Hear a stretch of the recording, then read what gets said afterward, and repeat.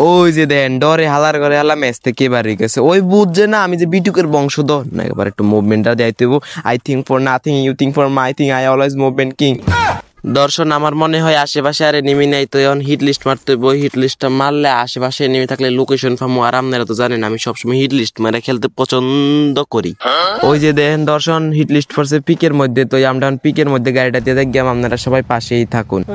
তো এই ফ্যানাল্টি দর্শন আমরা হিট লিস্ট মারনের লাগে পিকে এলাইছি আর আশেপাশে এনিমিটা আছে হিট লিস্টের ওই থাকতে পারে আরে চিন্তা করেন না তো ওর মারা কোনো ব্যাপারই না এই যে ল্যান্ডিং করে রে এই কুদ কুদ কুদ কুদ